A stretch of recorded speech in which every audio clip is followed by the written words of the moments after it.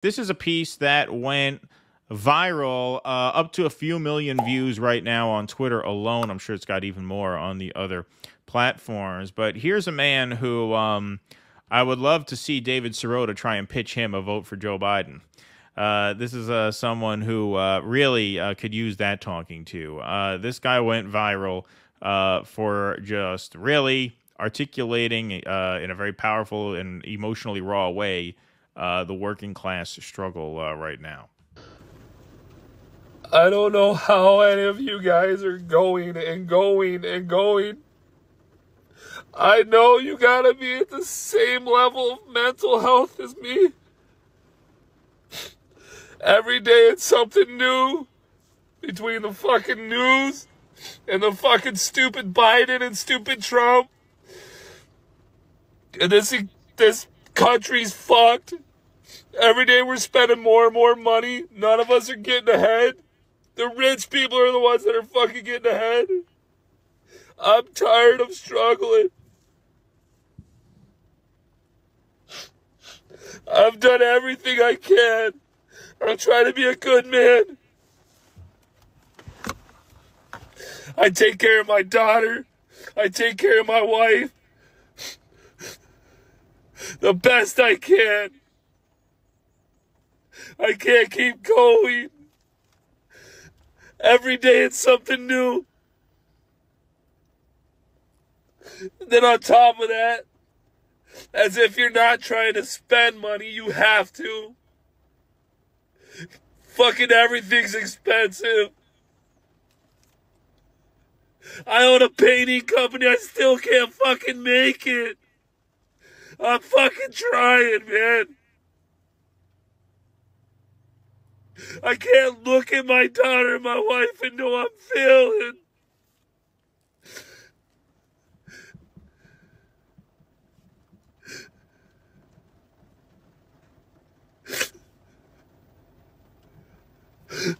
I'm fucking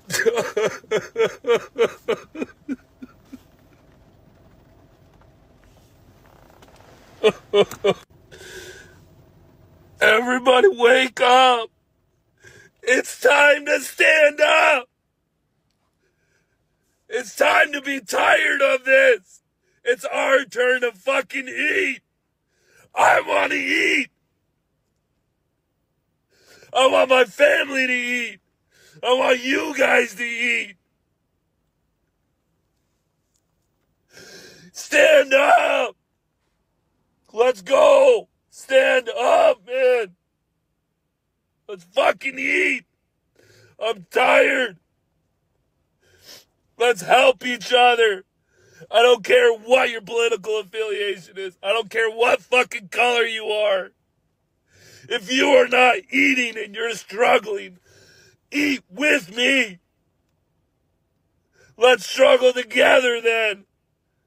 Let's be a team. So, you know, a lot sticks out at me from that, but the line, I can't look at my daughter and my wife and know I'm failing. When you hear about the war on men in this country and in this culture, the real war on men is not coming from, a woke cartoon show or sitcoms or anything. The war on men is the economic war on working people in general, which tends to hit men harder because men are evolutionarily, if that's a word, disposed to be producers and providers. And when they cannot do that, that hits them very hard. We've all been in that situation where, and when you have responsibilities to people, I can't look at my daughter or my wife and know I'm failing.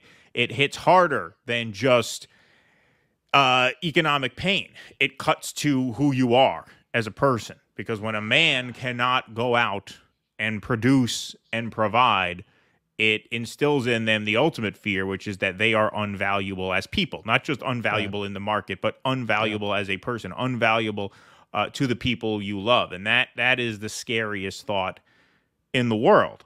I'm not saying women don't feel that, but I'm saying the economic pressure on top of that hits working class men especially hard. And this is a guy who is clearly at his breaking point and is clearly doing the best he fucking can. He owns a painting company. Just look at him. Does this look like a guy who's taking it easy?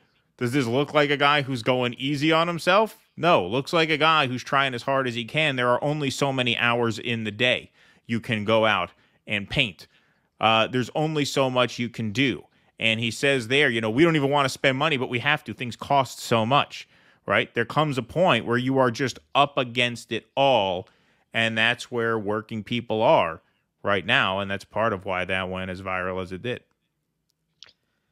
Well, he wasn't at this point, but my friend Joe passed away a few years ago. He was a union painter, and he had a contracting business on the side. And he is a big part of why I have the politics that I do, because I saw what they did to him. He started out, this is under Democrats. This is New York, man. It's a Democrat town. Painting was a good union job. And then eventually they fired all the union painters and then offered them their jobs back as contractors at a fraction of the pay. And he had 2 kids and a wife and a mortgage and all that. And he would call me up raging. He never got where this guy is, poor man, but raging.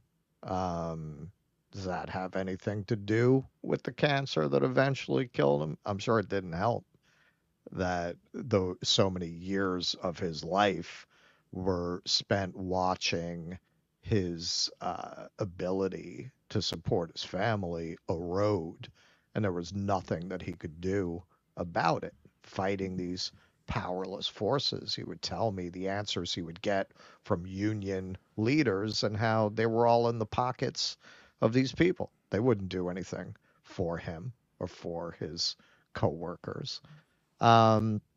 You look at this, and this is a big part of why I say we're past regular order democracy.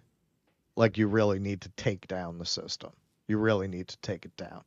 And I think that's what he is also trying to say. Let's unite as a working class. What you have to remember when you look at somebody who's been pushed to this point is this is why so often fascism is an outcome of a feckless elite liberalism, because he is prime pickings for a demagogue. Because why not? What the hell's democracy doing for this guy? Go vote harder. You get somebody who goes and speaks the language of the Voke, of the good people of the soil, of America first. And, he criticizes Trump. He does recognize that Trump didn't do anything for him. What if you get a more credible Trump? What if you, hey, Hitler did fix the economy, right? I mean, it was better than it was before for working people, right? Built the Autobahn, got the factories back up and running. Now, it's not that you cannot formulate a left response to what he's saying, working class solidarity, movements, unions. Unfortunately, the left is so dominated by clowns, just absolute fucking clowns, that they're really no match for a good fascist appeal. But you have to articulate an answer to this guy one way or the other. And unfortunately, whether it's through intelligence services manipulation, as I've speculated regarding the Green Party suppressing talent on the left, not allowing anybody who would really have an answer to this guy's inherent question to rise to a position of prominence such that this guy would ever hear of him, but they'll let the Trumps go through because they're not any real threat to corporate power. In fact, they're going to empower the corporations. But when I see something like this, my heart breaks for him, but I also say that the ground is very fertile for a fascist nationalist uprising, not of the farcical nature of Trump's, but a real one. Well, what makes that even more likely is the fact that the Democratic Party explicitly in 2016 made it their goal to purge people like him from their ranks. I was arguing with a guy on Facebook who I knew Well, they've been doing that was since a, since the 70s. no, but in 2016 it was overt. You had literally, I mean, I was talking to a guy on Facebook, just going back and forth with a guy, just lovely guy, friend of mine who I always considered, I always assumed his politics were more or less mine. And when we had these conversations, fuck the white working class, he said. Literally, fuck the WWC. That's what they called them. Sure. They made a little moniker. Fuck them.